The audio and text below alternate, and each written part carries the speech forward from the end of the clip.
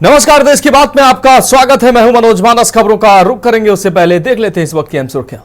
3 राज्यों के दौरे पर रहेंगे प्रधानमंत्री नरेंद्र मोदी। 23 से 25 फरवरी तक 3 राज्यों का करेंगे दौरा। मध्य प्रदेश, बिहार और असम के दौरे पर रहेंगे पीएम।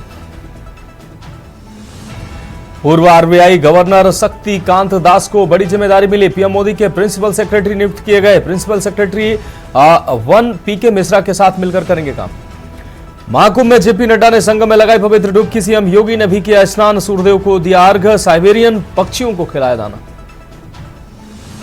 महाकुंभ में आज 1.23 करोड़ लोगों ने किया स्नान। अब तक 60 लाख श्रद्धालुओं ने लगाई आस्था की डुबकी।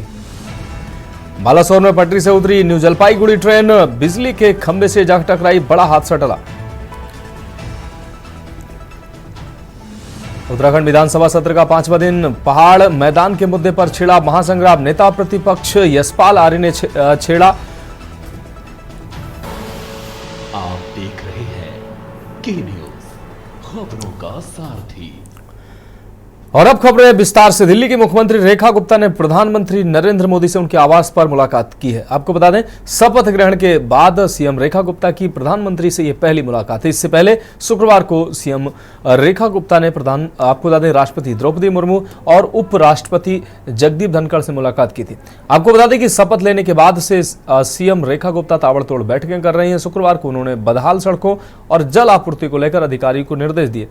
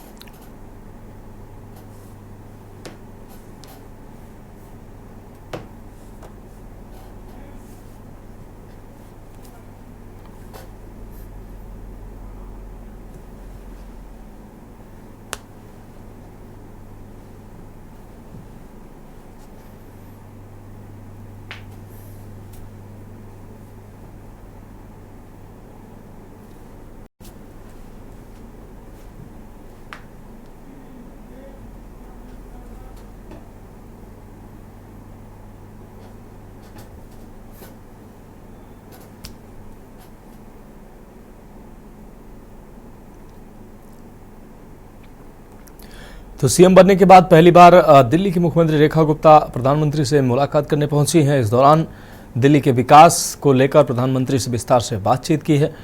दिल्ली की जो अहम समस्या है जल आपूर्ति, उसको लेकर उसके अलावा जो खराब सड़कें हैं दिल्ली में उनको सुदृढ़ कराने के अधिकारियों को निर्देश दिए हैं। साथ ही जल आपूर्ति के लिए अधिकारियों को निर्देशित किया है। भारतीय रेलवे ने होली के लिए स्पेशल ट्रेन का ऐलान कर दिया है। ये स्पेशल ट्रेन है, सेंट्रल रेलवे की ओर से संचालित की जाएंगी। स्पेशल ट्रेन अलग अलग रूट के लिए चलेंगी। ये ट्रेन मुंबई, नागपुर और नागपुर के पुणे के लिए चलाई जाएंगी।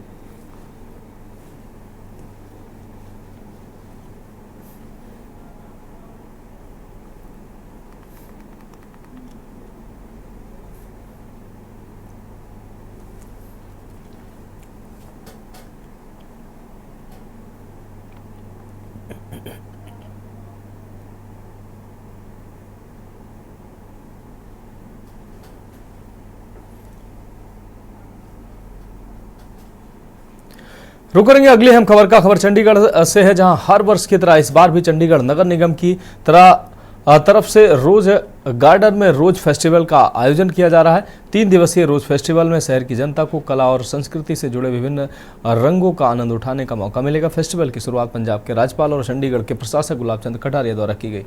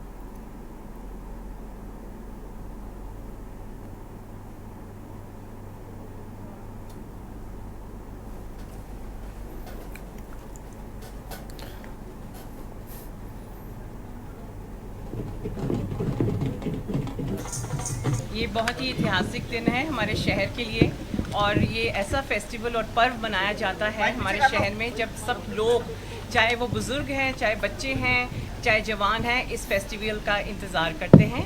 और मैं बहुत बहुत वेलकम करती हूँ अपने गवर्नर साहब यहाँ।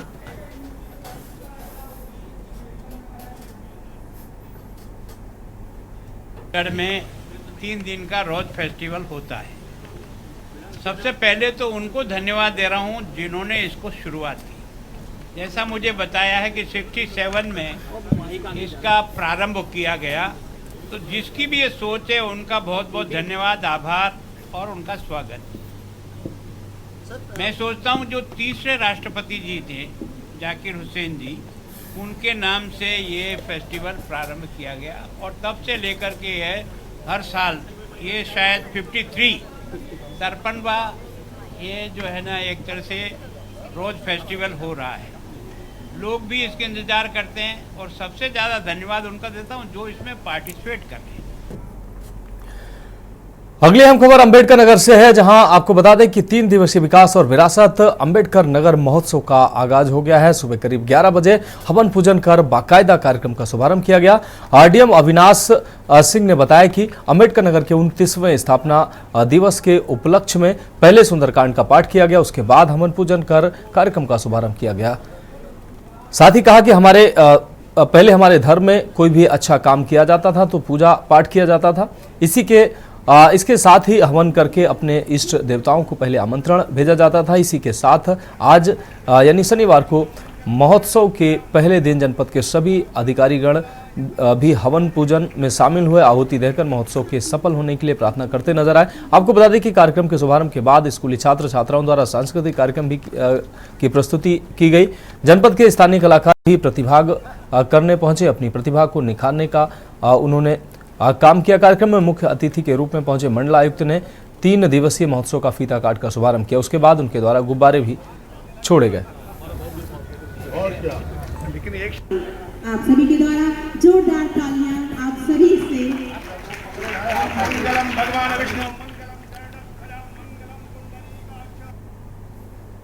अगली अहम खबर का रुख करेंगे। खबर सोनभद्र से है, जहां जनपद दौरे पर आए प्रभारी मंत्री स्टाम्प तथा न्यायालय शुल्क एवं पंजीयन राज्य मंत्री स्वतंत्र प्रभार रविंद्र जायसवाल ने प्रेस वार्ता की। जिले के लिए नए बजट सत्र में मिली सौगात पर प्रकाश डाला। रविंद्र जायसवाल ने बुंदेलखंड और गंगा एक्सप्रेसवे को सोनभद्र से जोड़ा गया है। चिकित्सा, शिक्षा, स्कूल, कॉलेज समेत 100 ऐसे कानून जिसका उपयोग नहीं है, भोले भाले लोगों का दोहन किया जाता है, जिनको वो समाप्त किए जाएंगे। जो सरकार के मूल से है कि विकास, सड़कों का, शहर कैसा है। भारी संख्या में शहर के नौजवान जो जाते हैं विदेश पढ़ने के लिए या यूपी से बाहर जाते हैं पढ़ने के लिए, तो कहते हैं कि मेरे शहर में सुविधा नहीं है, फलाने शहर में सुविधा है, और बच्चे फिर वहीं के रह जाते हैं। खबर बुलंदशहर से है, जहां इलाहाबाद हाईकोर्ट के निर्देश पर सिविल जज सीनियर डिवीजन के नेतृत्व में एसडीएम चकबंदी विभाग, पीडब्ल्यूडी विभाग, राजस्व विभाग, पुलिस विभाग की टीम ने पैमाइश की।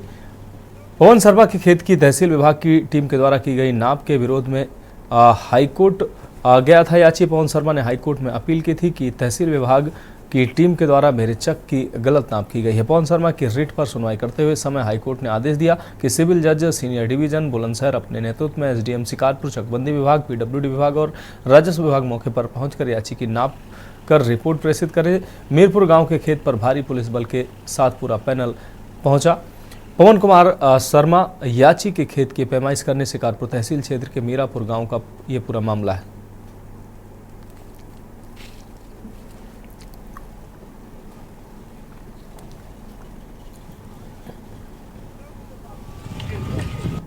यहाँ पे अधिकारी मतलब सिविल जज साहब आए हैं, एसडीएम साहब, डीडीसी साहब, सीओ साहब और सिविल इंजीनियर के मतलब एक्सचेंज साहब भी आए हैं। मौके पर काफ़ी अधिकारी आए हैं। एक्चुअली यहाँ पे पहले नाप गलत हुई थी जो, और मेरे जो खेत है उसका माननीय उच्च न्यायालय का इससे ऑर्डर था पहले से ही 2005 से, लेकिन इन्होंने हाईकोर्ट के आदेश को नहीं माना और उसके उल्लंघन करके ज़बरदस्ती मेरे खेत में रास्ता निकाल दी और उसके साथ साथ मेरी 2 बीघा ज़मीन भी ले ली कि साहब ये सरकारी ज़मीनें आपकी नहीं है, जबकि अभिलेखों में ऐसा नहीं था। अभिलेखों में सब कुछ गलत था, जो कि कोर्ट ने भी देख लिया और उन्होंने माना है। तो उसी के आदेश पर फिर जज साहब ने, माननीय उच्च न्यायालय ने आदेश दिया सिविल इंजीनियर साहब को और एक्सचेंज साहब को, पीडब्ल्यूडी विभाग के लोगों को, कि आप वहाँ पे मतलब GPS बेस्ड सर्वे करें, जिससे कि सही माप निकल के आए। रुक करेंगे अगली अहम खबर का। फर्रुखाबाद के कायमगंज स्थित द किसान सहकारी चीनी मिल्स लिमिटेड में चीनी मिल प्रबंधक समिति की एक बैठक आयोजित की गई, जिसकी अध्यक्षता उप सभापति सावन कुमार उर्फ नय कुमार गंगवार और सचिव प्रधान प्रबंधक सादाब असलम PCS ने की। बैठक में 2 महत्वपूर्ण प्रस्ताव रखे गए। पहला 2 करोड़ 45 लाख की लागत से सीरा टैंक और दूसरा 1 करोड़ 10 लाख रुपए की लागत से मिल कंपाउंड में ट्रैक्टर लेन निर्माण के लिए। हालांकि दोनों प्रस्ताव विचार विमर्श के बाद किसी कारणवश पारित नहीं किए जा सके। उप सभापति ने बताया कि अगले बैठक में इन प्रस्तावों पर पुनः विचार किया जाएगा।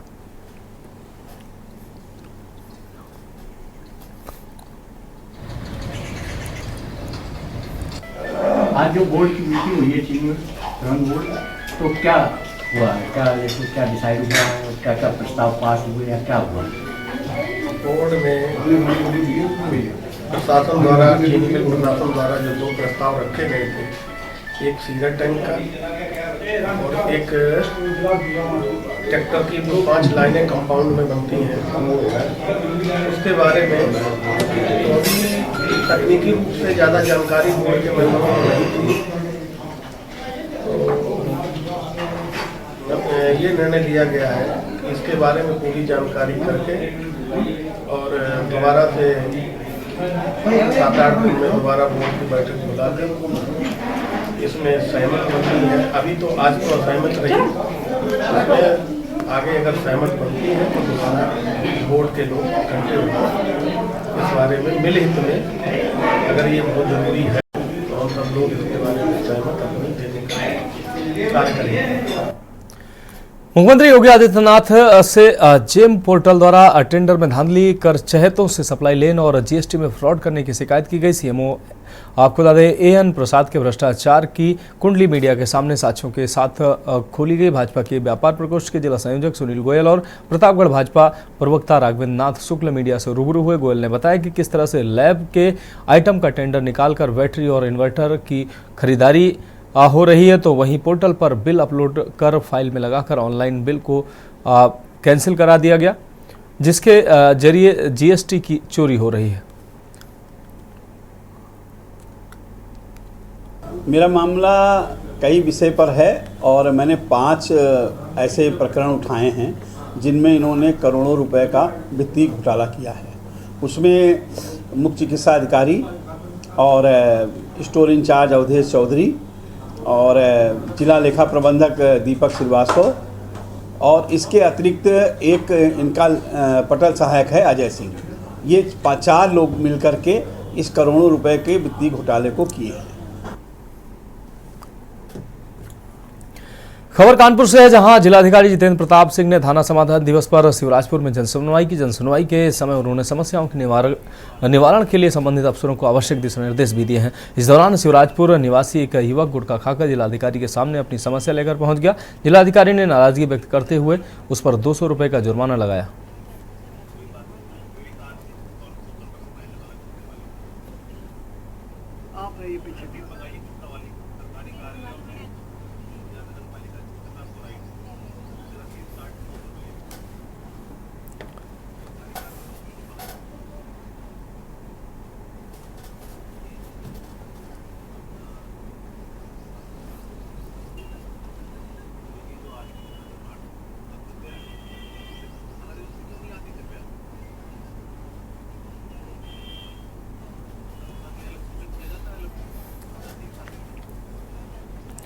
अगली खबर कानपुर से, जहां विश्व जल दिवस पर इसके संरक्षण का कार्य शुरू किया गया है। डीएम ने खुद फावड़ा उठाकर श्रमदान करके काम शुरू किया है। 89 किलोमीटर के दायरे में फैली इस नदी से करीब 30 गांवों की फसलें सिंचित होती थी, लेकिन बुंदेलखंड में पड़ रहे सूखे के कारण ये नदी विलुप्त होती जा रही थी। विधायक विल्होर राहुल बच्चा सोनकर द्वारा जिलाधिकारी व मुख्य विकास अधिकारी की उपस्थिति में शिलान्यास किया गया। रामपुर नरुआ गांव के समीप नून नदी के पुनरुद्धार अभियान का भूमि पूजन का शुभारंभ किया गया।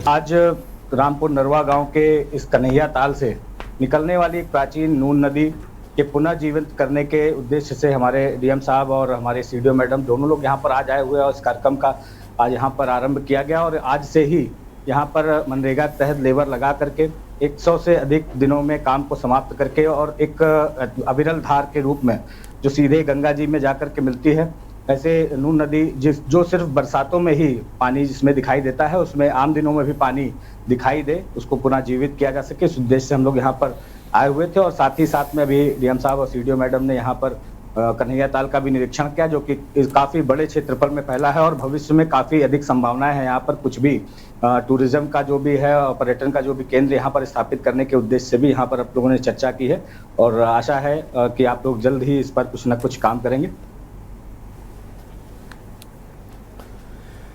खबर रामपुर से है, जहां वन विभाग की टीम को एक घर में कुछ सांप होने की सूचना मिली। सूचना पर पहुंची वन विभाग की टीम ने जब सांपों को रेस्क्यू करना चाहा तो एक दो नहीं बल्कि उस घर में पूरे 10 सांप मिले, जिनमें 2 बेहद खतरनाक कोबरा थे और 8 रेड स्नेक थे। बेहद मशक्कत के बाद वन विभाग की टीम को उन्हें रेस्क्यू किया गया। वन विभाग की टीम सभी सांपों को सकुशल उनके प्राकृतिक क्षेत्र में छोड़ने की कार्रवाई में जुट गई।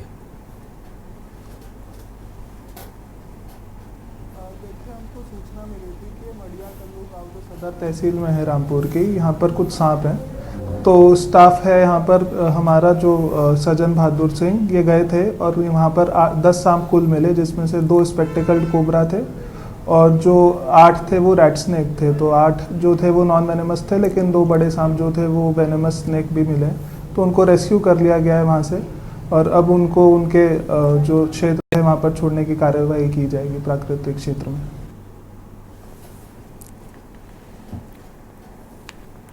कानपुर के किदवई नगर में हैरान करने वाली घटना सामने आई है, जहां तंत्र मंत्र के चलते 10 कुत्तों को बेरहमी से पीट कर हत्या कर दी गई। इन कुत्तों के शव को एक पंपिंग स्टेशन में बने कमरे के पास दफनाया गया था। कब्र में फूलमाला और बिस्किट चढ़ाकर पानी रखा गया था।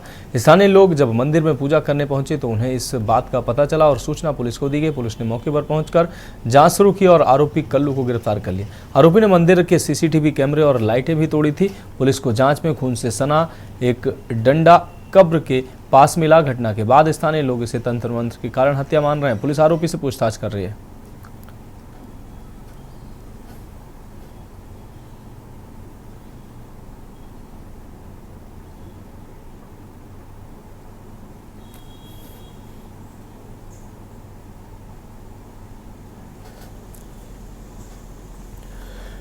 बुलंदशहर की आपको बता दें, बुलंदशहर की पहाजो पुलिस ने पशु व्यापारियों से हुई 15 लाख रुपए लूट की घटना का खुलासा किया। लूट की घटना में शामिल एक लुटेरा आमिर भी गिरफ्तार किया गया है और उसकी निशानदेही पर पुलिस ने 2.5 लाख रुपए, तमंचा, कारतूस और बाइक बरामद कर ली है। आरोपी ने अपने 3 साथियों के साथ मिलकर पशु व्यापारियों से लूट की वारदात को अंजाम दिया था।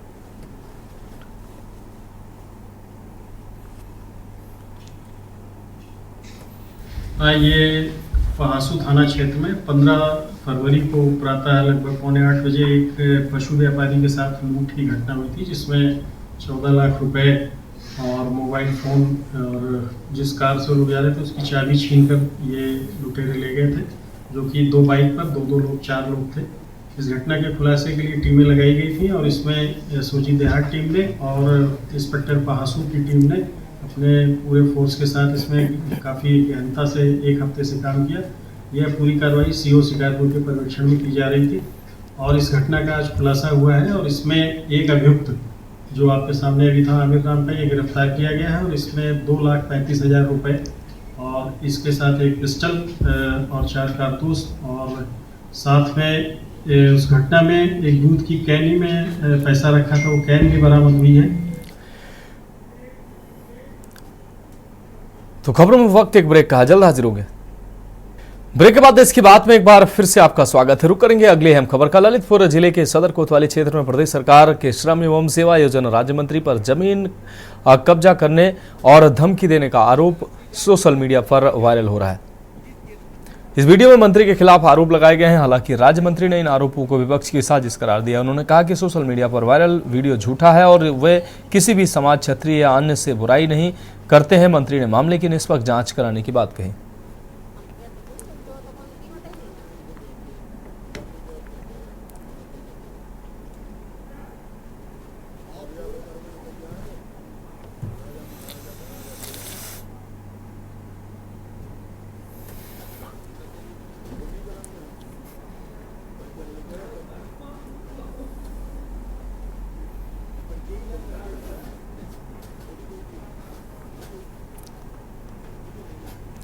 रुक करेंगे अगली अहम खबर का। झांसी के सीपरी बाजार थाना क्षेत्र के मसीहागंज में रहने वाली ज्योति के घर में घुसकर नकाबपोश व्यक्ति ने धारदार हथियार से कई बार वार किया, जिसकी वजह से ज्योति गंभीर रूप से घायल हो गई। उसे इलाज के लिए मेडिकल कॉलेज लाया गया, जहां उसकी मौत हो गई। पति लखन ने बताया कि वह जैसे ही अपने काम के लिए निकला तभी छत के सहारे नकाबपोश घर में दाखिल हो गया और उसने धारदार हथियार से ज्योति पर कई बार चोट की, जिसकी वजह से उसकी मौत हो गई।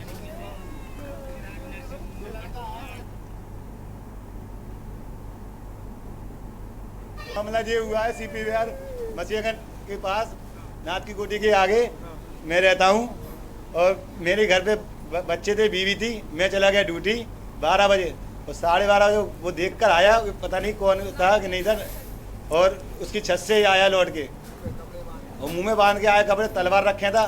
घर पे कोई था नहीं, मैं निकला ड्यूटी। जैसे मेरे को देखा होगा या नहीं देखा होगा तो मैं अपना ड्यूटी निकल गया। बस घर में घुस के उसको मेरी मिसेस को तलवार मारी, पेट में मारी और घुटने में मारी, पूरे हाथ मार, पूरे मतलब सिर में तलवार गली हुई है। गंभीर हालत है मेरी बच्ची को, कौन बचाएगा? हमने कुछ नहीं देखा, बस हम लोग अंदर ही गए।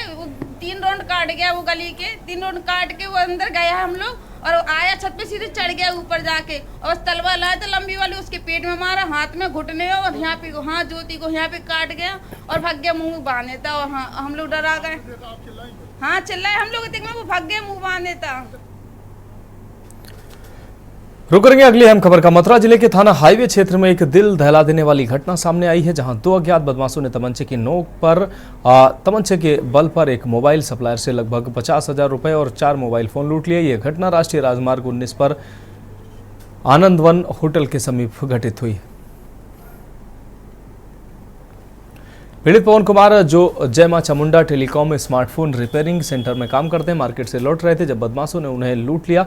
थाना हाईवे पुलिस ने सीसीटीवी कैमरों की मदद से मामले की जांच शुरू कर दी है।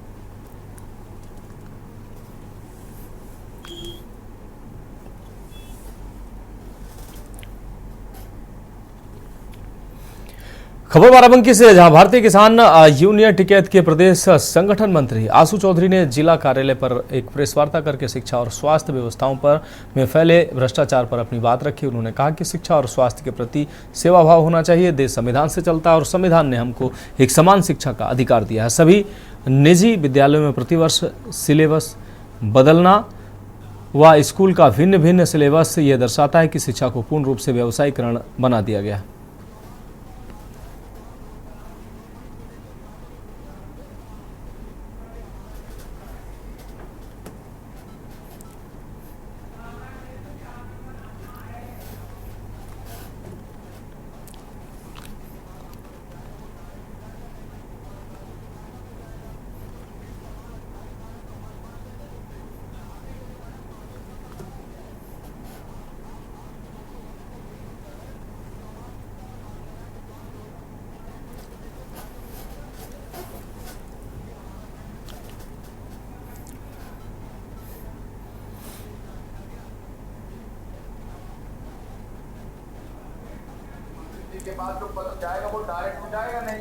संगठन कहाँ तक आपका साथ दे रहा है और करेंगे क्या? देखिए हमारे शीर्ष जो नेतृत्व है हमारे राकेश टिकैत जी, उन्होंने शिक्षक अपने संगठन में शिक्षा को लेकर बढ़ावा दिया। उन्होंने कहा है शिक्षा की बात की जाएगी और इसकी बैंक भी बना दी गई है। पूरे देश के अंदर प्रदेश अध्यक्ष से लेकर जिला अध्यक्ष और तहसील अध्यक्ष तक के जो शिक्षा संबंधित बनाए जाएंगे, जो शिक्षा पर काम करेंगे। खबर देहरादून से, जहां विधानसभा सत्र के दौरान पुरोला विधायक दुर्गेश्वर लाल ने कहा कि मेरे क्षेत्र में बहुत सारी समस्याएं थी, लेकिन अब उस क्षेत्र में वहां की जनता को समस्या का सामना नहीं करना पड़ रहा है। चाहे शिक्षा का क्षेत्र हो, स्वास्थ्य का क्षेत्र हो, हमारी सरकार ने बहुत विकास किया है। भाजपा सरकार ने 1 लाख करोड़ से ज़्यादा का बजट सदन के पटल पर रखा है। इस बजट में सभी वर्गों को समाहित किया गया है।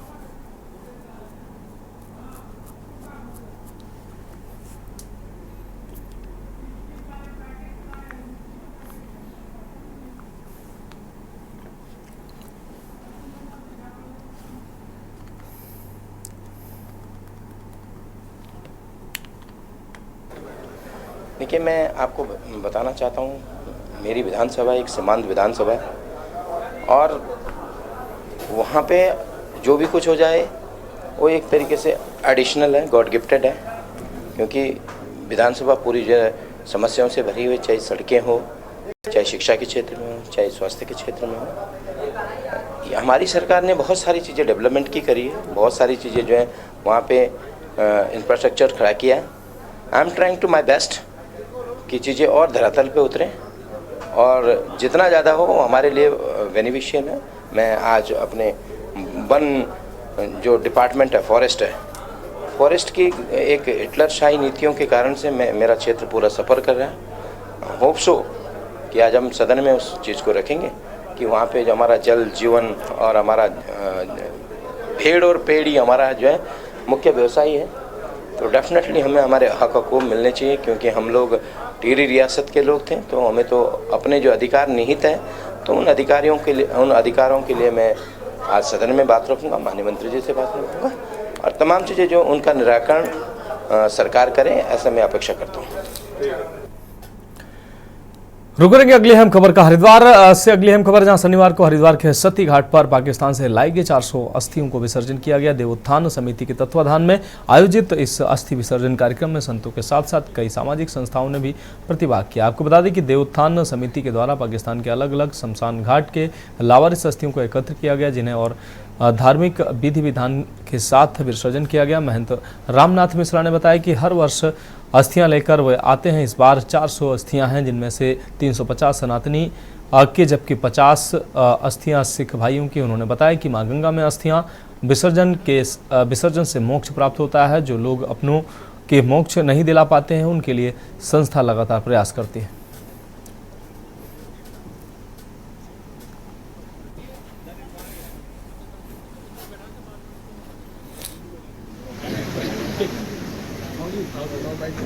रामनाथ मिश्रा जी महाराज श्री पंचमुखी हनुमान मंदिर गादीपति हैं और 1500 साल पुराना मंदिर है, जहां प्रभु श्री राम लला जी भी आए थे। ये कराची में बसता है, पाकिस्तान में बसता है। और यहाँ पंचमुखी हनुमान मंदिर के साथ ही आगे ही शमशान घाट है, जहां 15 यज्ञकारी का अग्नि संस्कार का किया जाता है। वहाँ पे जो है ये अस्थियाँ पड़ी थी और कई वजूहत हो जाती हैं कि जिसकी वजह से जो लोग जो हैं वो अपने विसर्जन कार्य अपने पितरों का नहीं कर पा रहे होते हैं, तो वो हमें दे देते हैं। और जो दूसरे लोग जो जिनको वीज़ा नहीं मिल रहा होता, तो वो भी हमें दे देते हैं। तो इसी तरह जो है ये अस्थियाँ कलश जो है वो पड़ी रह जाती हैं। कोरोना कोविड की वजह से जो है 2019 से लेकर अब तक जो है वो ये पड़ी रह गई थी, जो कि अब 400 अस्थियाँ हो गई हैं। तो इन 400 अस्थियों को जो है भारत सरकार ने जो है वो वीज़ा अप्रूवल किया हमारा, तो वीज़ा होने की वजह से हम अपने इन अस्थियों को जो विसर्जन करने आए। हरिद्वार और लखनऊ का हमें वीज़ा मिला था, इन लखनऊ के कार्य के जो है हम नहीं कर सके थे, आगे नहीं जा सक रहे थे। इसके लिए जो है हम योगी सरकार जी का और मोदी जी का, बीजेपी का, सभी हमारे भारत सरकार का, भारतवासियों का, कि जिन्हों का उनका धन्यवाद करेंगे कि उन्होंने हमें 5 जगहों का वीज़ा भी दिया, जिसमें हमने अपने देवेंद्र नाथ मिश्रा हमारे बच्चे का जो है मंडल भी किया, जनेऊ मंडल किया। तो खबरों में वक्त एक और ब्रेक का, जल्द हाजिर होंगे।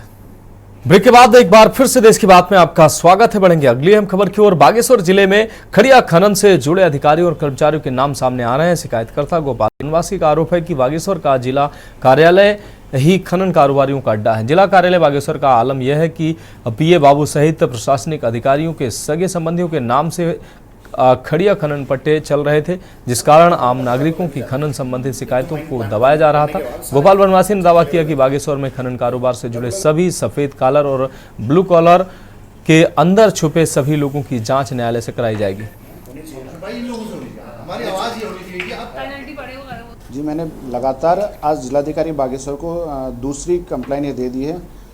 इसमें मैंने साफ साफ लिखा है कि जिलाधिकारी कार्यालय में बहुत से ऐसे कर्मचारी हैं जिनके पत्नियों के नाम से माइंस संचालित हैं। मैंने नाम विथ नाम जो है उनको एप्लीकेशन दिया है और उनके माइंस के नाम की लिस्ट भी मैंने दी हुई है। और सीधी सी बात है कि जिलाधिकारी कार्यालय बागेश्वर पूर्ण रूप से खनन माफियाओं की गिरफ्त में है।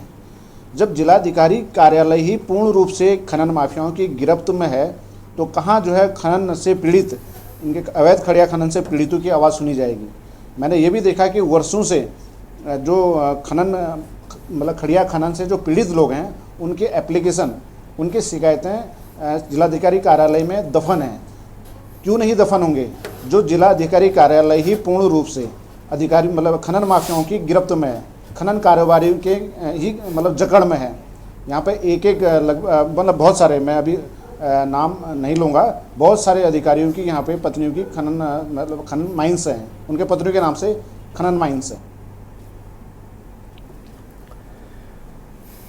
हरिद्वार के न्यू शिवालिक नगर में पीएससी में तैनात दारोगा धीरज राठी पर स्थानीय लोगों ने गंभीर आरोप लगाए। उनका कहना है कि क्षेत्र में हो रहे निर्माण कार्य को लेकर हुई कहासुनी बाद में दारोगा ने पिस्तौल दिखाकर उन्हें डराने की कोशिश की। इससे गुस्साए स्थानीय निवासियों ने रानीपुर कोतवाली पहुंचकर दारोगा के खिलाफ लिखित शिकायत की है।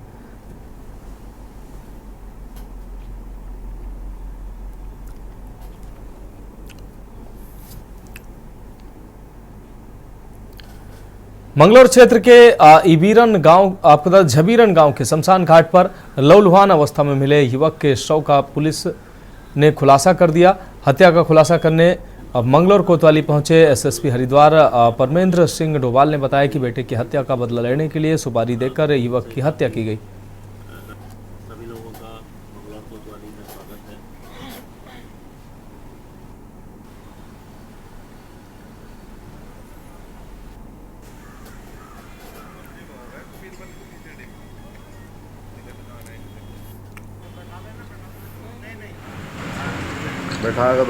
उसमें चाकुओं के काफ़ी सारे निशान थे। तो दृष्टा मामला हत्या का था। पुलिस ने तत्काल मृतक के फादर की ओर से, सस्तपाल की ओर से मुकदमा इसमें पंजीकृत किया था और जो भी सारे वेयरअबाउट्स और बैकट्रैक करते हुए हम लोगों के द्वारा 2 दिन के अंदर इसमें एक महत्वपूर्ण सफलता हाथ लगी थी। इसमें 3 अभियुक्तों को इसमें पकड़ा गया है। इसमें जो मुख्य साजिशकर्ता है संजय सैनी, उसके साथ 2 अन्य लोग इसमें पकड़े गए हैं। अभी 2 लोग फरार चल रहे हैं। इसका घटनाक्रम में ये जो मृतक है अंकित, ये जून माह में कपिल सैनी हत्याकांड में ये जेल गया था और वहाँ से जब ये छूट के नवंबर में आया था, उसके बाद से जो संजय सैनी है, जो कपिल सैनी का फादर है, उसके मन में लगातार इससे बदला लेने की भावना थी। उसके द्वारा अपने गांव के ही जो नवयुवक हैं रोहित और इनके साथ में जो अन्य लोग हैं विक्की और इनके साथ मिलके इसने इसकी हत्या का पूरा प्लान किया था और इनके द्वारा ही इस युवक को बुला के इसकी हत्या की गई। तो उसमें जो इनके द्वारा प्रयुक्त चाकू हैं वो इनने मंगलौर थाना क्षेत्र में ही एक दुकान से खरीदे थे, वो भी इसमें अलीबाग में मिला है।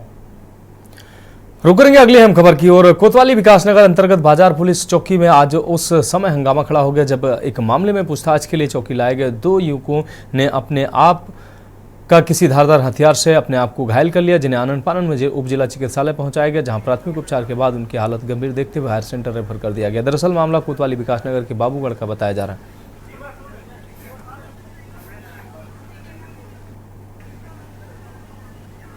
अरे मैं भाई मार दे यार, बंद कर दो फटाफट। कुछ नहीं, आज सुबह इसकी मैसेज आई थी, ऋतिक खन्ना है तो ये नशे भी करता है, तो इसकी वाइफ आई थी कि 40-50 हज़ार रुपये और कुछ गहने चोरी कर लिए मेरे पति ने। उसमें पुलिस सूचना पर गई थी, तो ये वहाँ जब आ गया तो उसके बाद इसने अपना कुछ किसी के कुछ मान लिया, जिसे चोट लग गई, उसे लेके आए हॉस्पिटल में, इलाज चल रहा है इसका। सर पुलिस कस्टडी में कोई घायल हो जाना, क्या पुलिस की लापरवाही नहीं मानी जाएगी? पुलिस कस्टडी में नहीं था, वो आया था, उसी दौरान उसने जो है अब गलती से अपने हाथ अपने आप कुछ मार लिया, उसे लेके जो है कहना है कि पुलिस ने मारपीट की है। ना परिवार वाले लोग लेकर आए थे उसे, परिवार की ही वाइफ लाई थी, वाइफ ने ही इल्जाम लगाया उस पर। जी, अभी इमरजेंसी डिपार्टमेंट में विकासनगर उप जिला चिकित्सालय में एक केस आया है जिसमें 2 व्यक्ति गंभीर रूप से घायल थे। इनमें जो एक व्यक्ति है ऋतिक खन्ना, इन्होंने अपने आप अपनी गर्दन पर वार कराया, किसी शार्प ऑब्जेक्ट से, धारदार चीज़ से वार कराया। और जो दूसरे व्यक्ति हैं सन्नी खन्ना, इन्होंने अपनी कलाई किसी शार्प ऑब्जेक्ट से काटी है। दोनों ही आउट ऑफ डेंजर हैं।